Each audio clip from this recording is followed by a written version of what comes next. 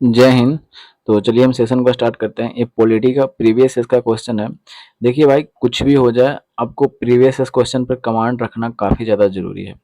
नहीं तो आपको पता नहीं चल पाएगा, केवल पढ़ते रह जाएंगे। और थोड़ा सा ज़िंदगी में सीरियस रहिए अपने लक्ष्य के प्रति, जिसको आप पाना चाहते हैं। अगर नहीं आप सीरियस रहेंगे तो फिर ऐसे तैयारी करने वाले बहुत सारे हैं। तैयारी कल क्या छोड़िएगा कि आज ही छोड़ दीजिए, ज़्यादा बेटर हो जाएगा। ठीक है, थोड़ा सा सीरियस दिखाइए आप अपने लक्ष्य के प्रति।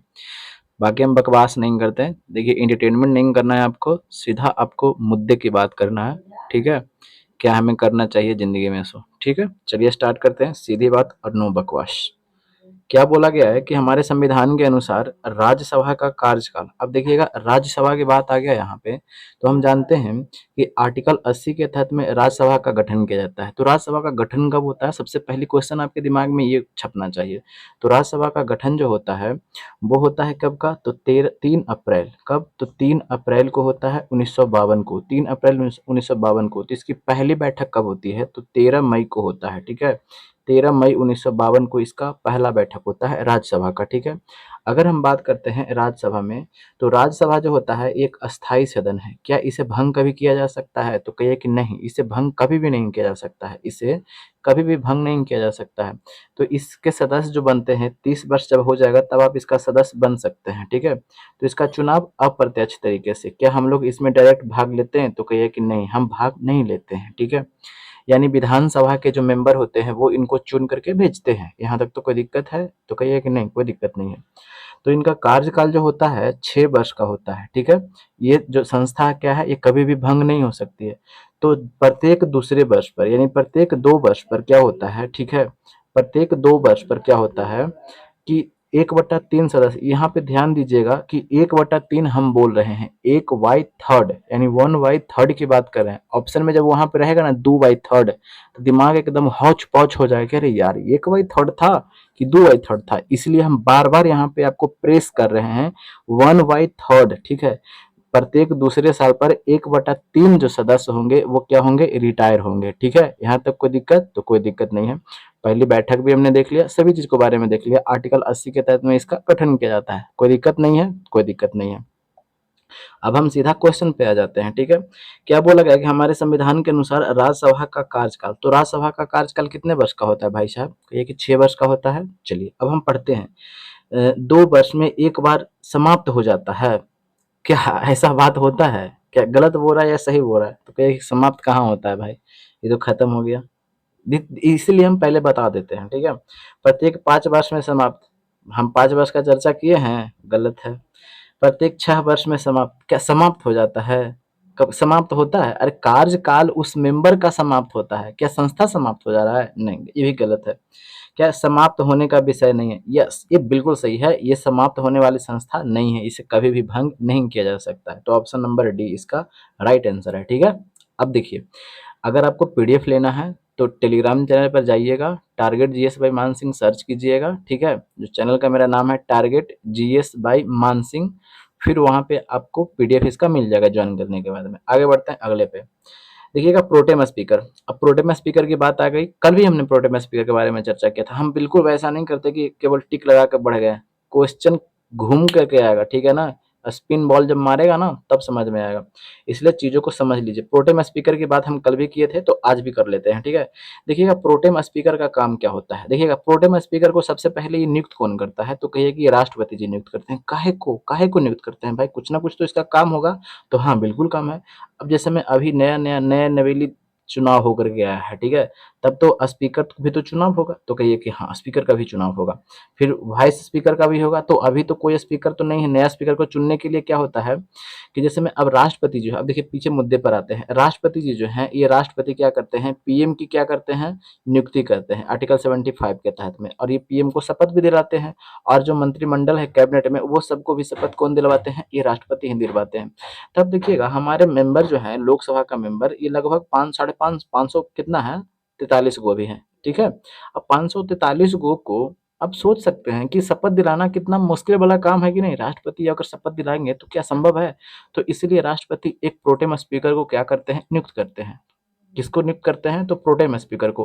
वो प्रोटेम स्पीकर जो वरिष्ठ होता है ना, उसे नियुक्त किया जाता है, ठीक है।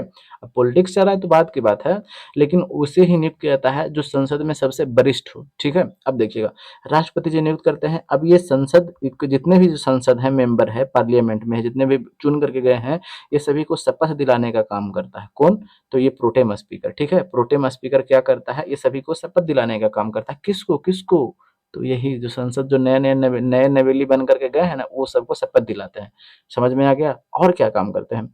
और प्रोसेस में लेकर के आते हैं, जब तक किसको? नए स्पीकर को चुनाव का प्रोसेस, ताकि चुनाव इनको करवाना है, ताकि स्पीकर एक गठित हो जाए, ठीक है। यानी स्पीकर का चुनाव करवाने का जिम्मा ही एक तरह से इनको मिल जाता है, ठीक है। अब समझ में आ गया? दो काम इनको काफी ज्यादा इंपॉर्टेंट है। अब हम ऑप्शन पर चलते हैं सीधा। समझ में आ गया? आगे बढ़ते हैं। स्पीकर की अनुपस्थिति में सदन की कार्यवाही का संचालन करना, क्या यही काम इनको बताया गया था? यही काम हम बोले हैं? गलत, ये काम नहीं है। सदस्यों को शपथ दिलाना, हाँ, सब सदस्यों को शपथ दिलाते हैं, अच्छी बात है। और लेकिन हमें अभी और भी क्वेश्चन पढ़ना है, ऑप्शन पढ़ना है, देख लेते हैं। स्थापन रूप से स्वीकार का कार्य करना जब स्पीकर के चुनाव की संभावना हो। यस, अभी हम बोले हैं कि चुनाव, जब स्पीकर के चुनाव को करवाने का भी ये जिम्मा लेते हैं, यानी ठीक है। देखिएगा, स्पीकर का कार्य भी करवा रहे हैं, स्पीकर ये क्या करवा रहे हैं? स्पीकर का चुनाव के कार्य की संभावना हो तो भी काम करते हैं। और स्थापना के रूप में स्वीकार का कार्य करना, ये दोनों रूप में काम कर रहे हैं। देखिएगा, अगर ये वाला आंसर नहीं है, ऑप्शन नहीं है, तीन नहीं है, तब आप ये ऑप्शन दो को मार करके आगे बढ़ सकते हैं। लेकिन आपके सामने ये ऑप्शन नंबर तीन इजिली अवेलेबल है, तो इसमें आपको सभी बातों को बता दिया जा रहा है, ठीक है। तो आप खुद सोच करके देखिए कि कौन सा मार सकते हैं। अब ऑप्शन नंबर चार देख लेते हैं कि केवल सदस्यों के चयन प्रमाण पत्रों को चेक करना, पता नहीं क्या बोल रहा है। चेक करने की बात क्या हमने बोला है? कुछ बोला है नहीं ना। तो अब खुद सोच करके देखिएगा, ये भी सही है, लेकिन अगर देखिएगा, हमें क्या अभी हमने बताया कि सदस्यों जो स्पीकर है उसका चुनाव करवाने का जिम्मेदारी भी इनके हाथ में आ जाता है। शपथ तो दिलवाते ही हैं और फिर उसके बाद में जिम्मेदारी भी इन्हीं के हाथ में आ जाता है, ठीक है। तो अब बेस्ट आंसर आपके सामने कौन सा हो गया? आपके सामने बेस्ट आंसर यही हो गया, ठीक है, ऑप्शन नंबर तीन, ठीक है। तो इसका आंसर ये हो गया। आगे बढ़ते हैं अगले पे, ठीक। आगे क्या बोला गया है कि लोकसभा के स्पीकर का निर्वाचन होता है। अब देखिएगा, लोकसभा के स्पीकर की बात करते हैं, ठीक है, या वाइस स्पीकर की बात करते हैं, तो ये दोनों का दोनों के आर्टिकल की चर्चा किया गया है। तो आर्टिकल 93 में इसका चर्चा किया गया है। लोकसभा के स्पीकर का स्पीकर के रूप में शपथ नहीं होता है। ध्यान दीजिएगा, क्वेश्चन पूछे जाते हैं, क्या लोकसभा का स्पीकर का शपथ होता है? इस तरह से स्टेटमेंट में दिया जाएगा तो नहीं, लोकसभा के स्पीकर का शपथ नहीं होता है। वो संसद के रूप में शपथ लेता है, स्पीकर के रूप में शपथ नहीं लेता है। अब ये स्पीकर का काम क्या है? तो स्पीकर का, जैसे में अब वहाँ पे सर सर किसको बोलेगा? संसद का बैठक होगा तो कोई किसको, कोई बढ़िया किसको मौका बोलने का मौका मिलना चाहिए, नहीं मिलना चाहिए, यही सब कौन डिसाइड करेगा? ये स्पीकर डिसाइड करेगा, ठीक है। अगर कोई विधेयक धन विधेयक है या नहीं, इसका डिसाइड कौन करेगा? यही स्पीकर करेगा। समझ में आ गया? चलिए, अब ये स्पीकर जो होता है, क्या पहला मत अपना देता है? नहीं, पहला मत नहीं देता है। ये क्या देता है? अंतिम मत देता है, या निर्णायक मत देने का काम करता है। तो ये भी क्वेश्चन पूछे जाते हैं, तो इसको भी थोड़ा सा ध्यान में रखिएगा, ठीक है। अच्छा, हमें जो पूछा गया था वो देखते हैं। लोकसभा के स्पीकर का निर्वाचन होता है। अब देखिएगा, लोकसभा के स्पीकर का निर्वाचन कहाँ से होगा? लोकसभा से ना होगा जी। अरे कहीं और सभा से होगा क्या? लोकसभा से होगा। ऑप्शन पे देखते हैं। संसद के सभी सदस्यों द्वारा, गलत। राज्यसभा में तो उपराष्ट्रपति बैठते हैं, तो वहां से कहा चुनाव होगा, ये भी खत्म हो गया। प्रत्यक्ष रूप से जनता द्वारा, क्या हम लोग वोट देते हैं? का जनता द्वारा नहीं, गलत है ना। लोकसभा के सभी सदस्यों द्वारा, यस बिल्कुल, लेकिन हम अभी और भी पढ़ते हैं, ठीक है, ये भी सही है, लेकिन हमें और भी पढ़ते हैं, ठीक है। लोकसभा के सभी सदस्यों द्वारा, तो लोकसभा के सभी सदस्यों द्वारा ये डिसाइड नहीं हो रहा है ना कि सत्ता दल के हैं या सत्ता के विरोधी दल के हैं, ये भी तो डिसाइड नहीं हो रहा है। अभी और हम देखते हैं, लोकसभा में बहुमत प्राप्त दल के सदस्यों द्वारा, यस, ये आपके सामने आंसर सही है। बहुमत प्राप्त दल के जो व्यक्ति होते हैं, वही क्या करते हैं, उस जैसे में उनको क्या कर होता है ना, कि जैसे में अभी आपने देखा होगा बीजेपी और कांग्रेस में जो अभी झड़प चल रहा था, क्योंकि जिसका ज्यादा बहुमत प्राप्त दल का नेता होगा, जैसे में जिसका ज्यादा लोकसभा में सीट होगा, वही व्यक्ति ना अपना अपने जो खड़ी किए हैं तो अपने आदमी को वोट देगा। ऐसा थोड़ी नहीं कि विरोधी पार्टी वाला का वोट दे देगा। तो इसका का मतलब साफ है कि जो इसका बहुमत प्राप्त दल का नेता होगा, उसी का हो जाता है। समझ में आ गया? तो इसका आंसर क्या हो जाएगा? आंसर आपके सामने ये है, ठीक है। चलिए आगे बढ़ते हैं अगले पे। आगे क्या बोला गया है कि लोकसभा का चुनाव निर्वाचित होने की लिए आयु, एक मिनट, निर्वाचित होने के लिए व्यक्ति की न्यूनतम आयु सीमा क्या है? अब देखिएगा, व्यक्ति यानी हम लोग वोट कितने वर्ष में दे सकते हैं? 18 वर्ष में। तो क्या ये 18 वर्ष जो है पहले से ही था? नहीं नहीं नहीं, पहले से नहीं था। पहले 21 वर्ष था। अच्छा, ऐसा बात है। तो 21 वर्ष था, तो अब क्या कर दिया गया 18 वर्ष। अच्छा, तो अब 18 वर्ष कर दिया गया है, तो कोई संशोधन तो हुआ होगा ना? तो हाँ, बिल्कुल हुआ है। तो कौन सा संशोधन हुआ है? यस यस, ये वाला हुआ है, 61वां कॉन्स्टिट्यूशनल अमेंडमेंट हुआ है। अच्छा, ये वाला हुआ था। तो कब हुआ था? तो 1988 में, या अब 90, जैसे में 88 का ये अधिनियम था, 89 में ये हो गया था, तो आप 88 89 वहाँ पे ऑप्शन के हिसाब से आप चल सकते हैं, हम 89 ही लेकर के चलते हैं, ठीक है। यानी 61वां कॉन्स्टिट्यूशनल अमेंडमेंट होता है 1989 को। उसके तहत में क्या कर दिया जाता है कि ये पहले 21 वर्ष जो था ना, 21 वर्ष को घटा करके कितना कर दिया जाता है? 18 वर्ष। समझ में आ गया? ये ध्यान दीजिएगा, ये वाला 61वां संविधान संशोधन, ठीक है। कोई दिक्कत? आगे बढ़ते हैं। हमारा कितना है जी? 18 वर्ष है। आगे बढ़ते हैं अगले पे, और वही पूछेगा पंचायत का।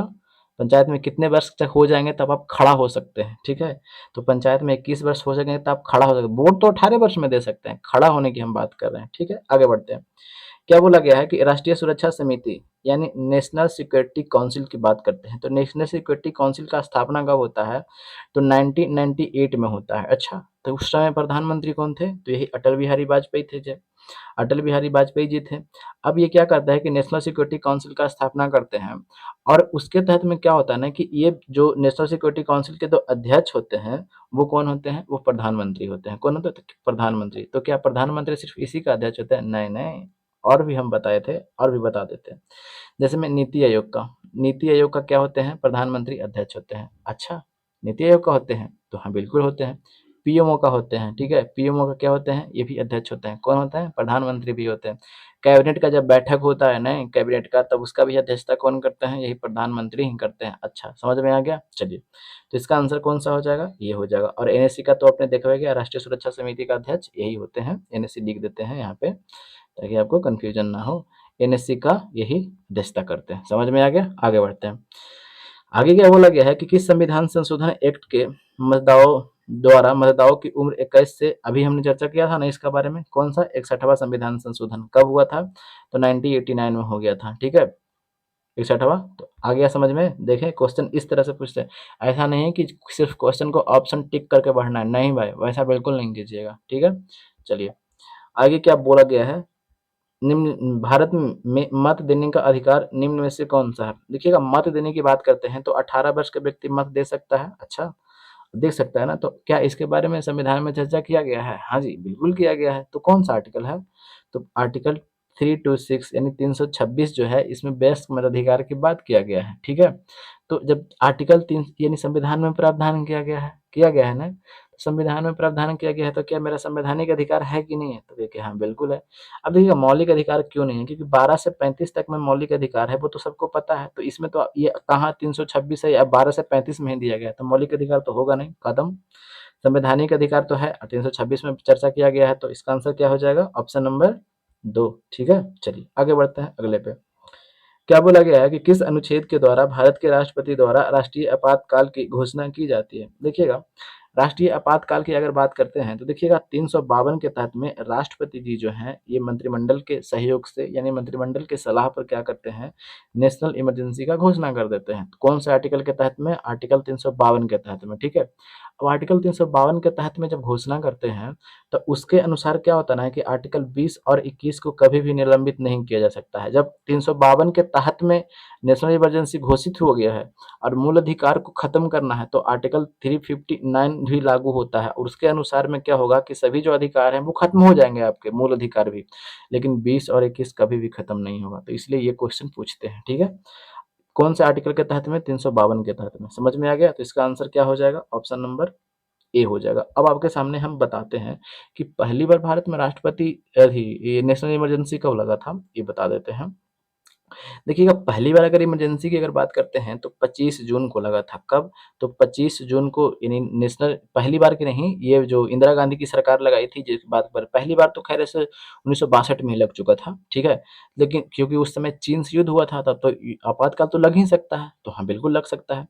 तो 25 जून 1975 को ये इंदिरा गांधी की सरकार लगाई थी, और कब तक रहा था? तो 22 मार्च, ठीक है, 22 मार्च 1977 तक रहा था। तो इस समय जानते हैं क्या पूछा जा सकता है कि इस समय राष्ट्रपति कौन थे? तो यही थे फखरुद्दीन फखरुद्दीन अली अहमद। तो इसको याद रखिएगा आप, इस तरह से पूछे जाते हैं। अब बात आ जाती है यहाँ पे कि भारत में राष्ट्रपति शासन कब लगा था। तो राष्ट्रपति शासन आर्टिकल 356 के तहत में लगता है। क्यों?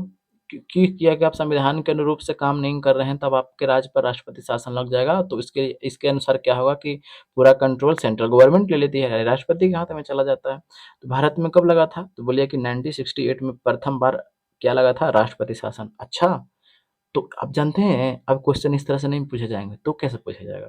तो क्वेश्चन जानते हैं इस तरह से पूछा जाएगा कि उस समय बिहार का राज्यपाल कौन थे।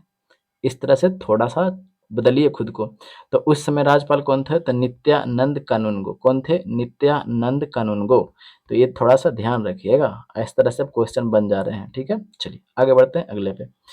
आगे क्या बोला गया है कि एक उच्चतम न्यायालय का न्यायाधीश अपना त्याग पत्र संबोधित करता है। सबसे पहले आप बताइएगा कि उच्चतम न्यायालय के न्यायाधीश, उच्चतम न्यायालय यानी सुप्रीम कोर्ट और हाई कोर्ट, ये सभी की न्यायाधीश की नियुक्ति कौन करता है? तो ये सभी के न्यायाधीश की नियुक्ति कौन करते हैं? तो ये राष्ट्रपति जी करते हैं। अच्छा, राष्ट्रपति जी करते हैं। तो कि हाँ, जब राष्ट्रपति जी करते हैं तो ये अपना त्याग पत्र किसको देगा? तो त्याग पत्र अगर किसी को न्यायाधीश है उसको हम नहीं रहेंगे, हम नई नौकरी करेंगे, तो त्याग पत्र किसको देगा? तो ये व्यक्ति जिसको जो जो इनको क्या करता है, नियुक्त करना है, उसी को अपना त्याग पत्र सौंपते हैं कि अब हम काम नहीं करेंगे, बहुत हो गया, बहुत है, तुम लोग तंग कर रहा है भाई। तो किसको देंगे त्याग पत्र? तो राष्ट्रपति को देंगे। समझ में आ गया? आगे बढ़ते हैं अगले पे। क्या बोला गया? निम्न में से कौन प्रभुसत्ता, प्रभु संप्रभुता जिसको बोला जाता है, संप्रभुता का अर्थ समझते हैं क्या होता है? स्वयं का प्रभु। संप्रभुता का अर्थ होता है स्वयं का प्रभु। समझ में नहीं आया? हाँ, हम बिल्कुल यहीं पे हैं, समझाने के लिए ही है। स्वयं का प्रभु कहने का अर्थ क्या होता है कि जैसे में हम अगर कोई डिसीजन लेना चाहते हैं, या तो इंटरनल डिसीजन लेना चाहें या तो एक्सटर्नल डिसीजन लेना चाहें, हम पूरी तरह से स्वतंत्र हैं। यानी देश की बात करें, हम नहीं, यानी देश, देश क्या है? पूरी तरह से स्वतंत्र है।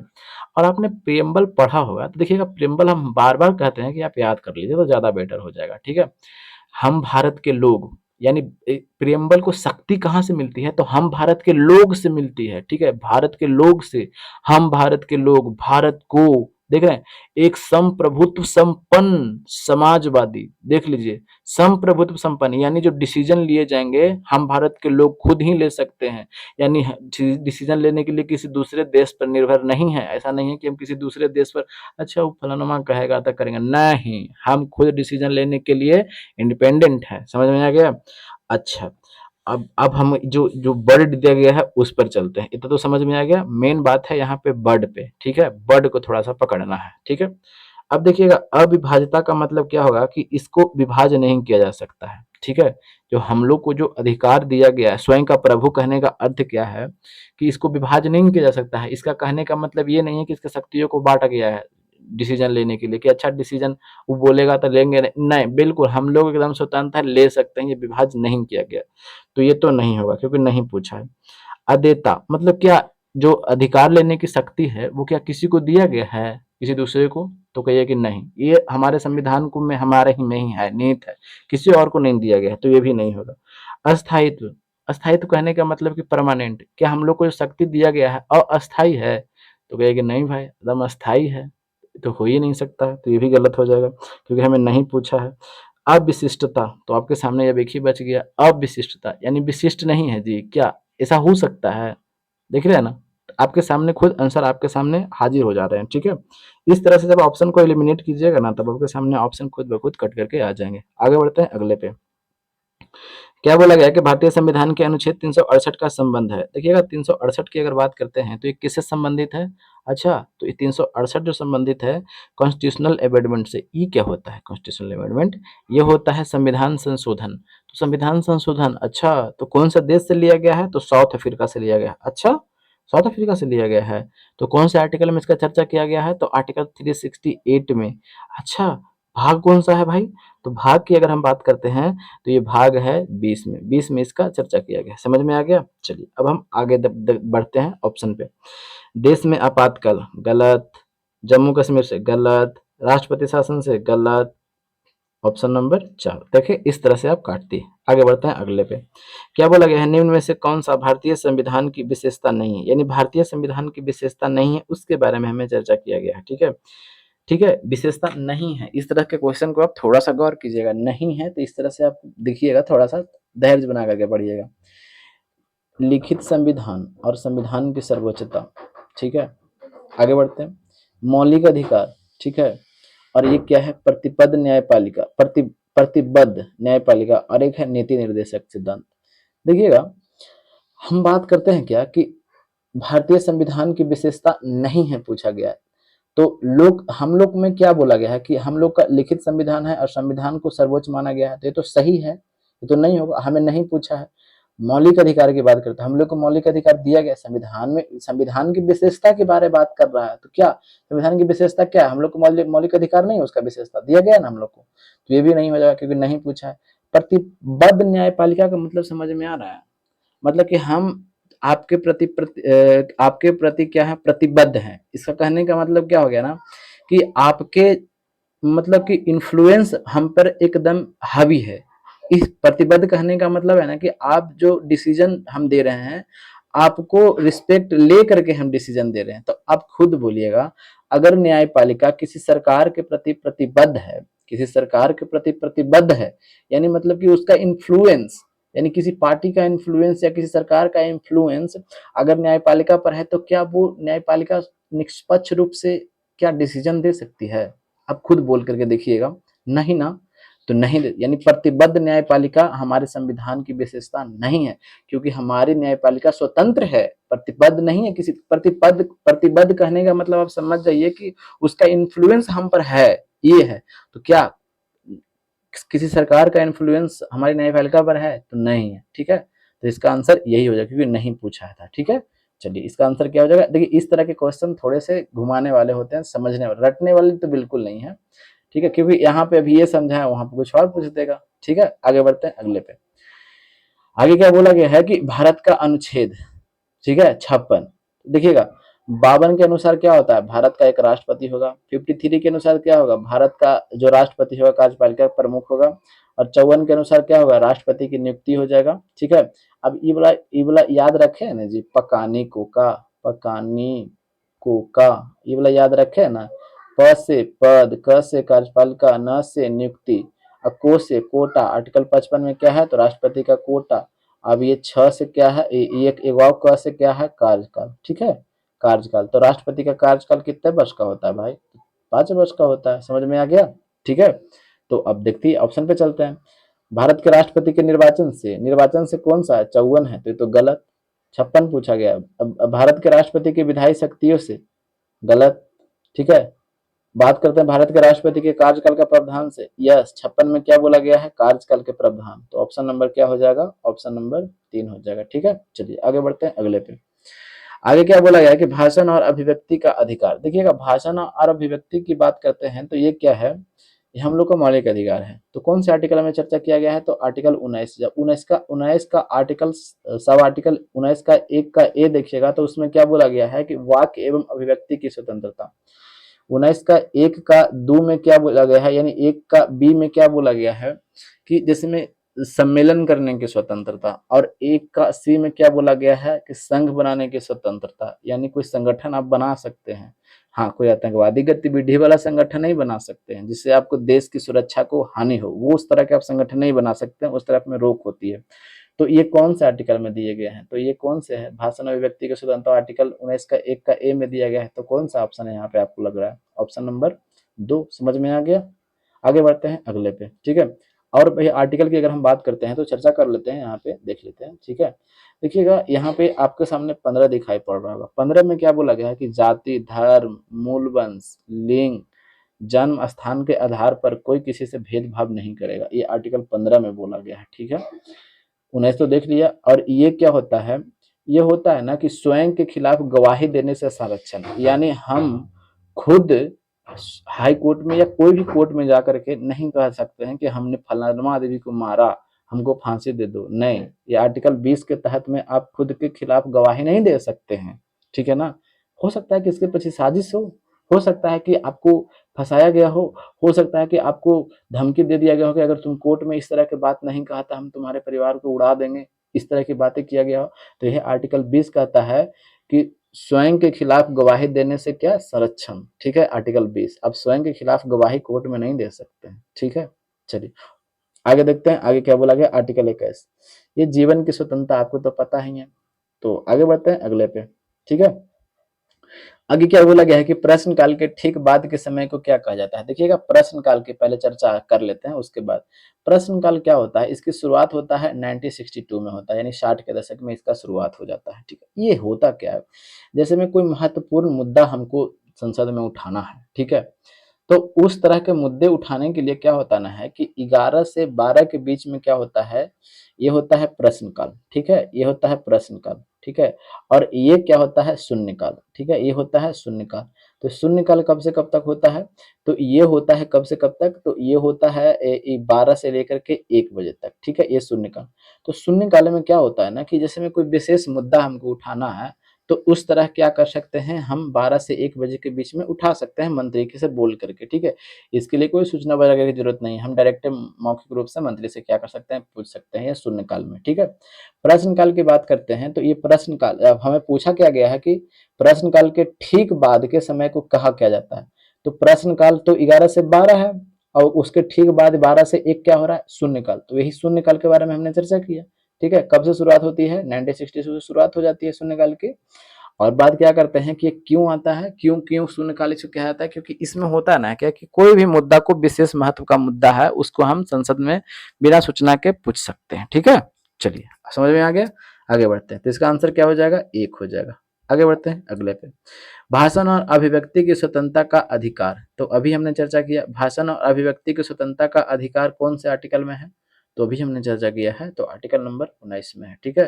तो इसका आंसर क्या हो जाएगा, आंसर हो जाएगा ऑप्शन नंबर 2। आगे बढ़ते हैं अगले पे, मौलिक अधिकारों के प्रवर्तन के लिए याचिका जारी की जा सकती है। देखिएगा, मौलिक अधिकार का जब आपको हनन हुआ है, तो जानते हैं आप कहाँ जा सकते हैं, सुप्रीम कोर्ट डायरेक्ट जाकर के दरवाजा खटखटा सकते हैं।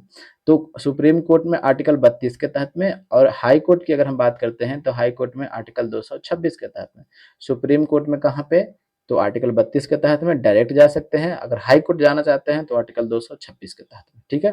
तो यही तो पूछा गया है, को मौलिक अधिकारों को प्रवर्तन के लिए याचिका जारी कर की जा सकती है। कौन जारी करता है, क्या जिला न्यायालय करता है, नहीं। राष्ट्रपति, नहीं। सर्वोच्च न्यायालय द्वारा, सर्वोच्च न्यायालय के साथ साथ में उच्च न्यायालय भी तो है, दोनों ना कर रहा है, दोनों तो यहाँ पे लिखे है ना। तो इसका आंसर क्या हो जाएगा, 2 हो जाएगा, ठीक है। आगे बढ़ते हैं अगले पे, आगे क्या बोला गया है कि भारत के संविधान में चुनाव प्रणाली का प्रावधान किन अनुच्छेदों में किया गया है। देखिएगा, इलेक्शन कमीशन ऑफ इंडिया की यानी बात करता है, ठीक है।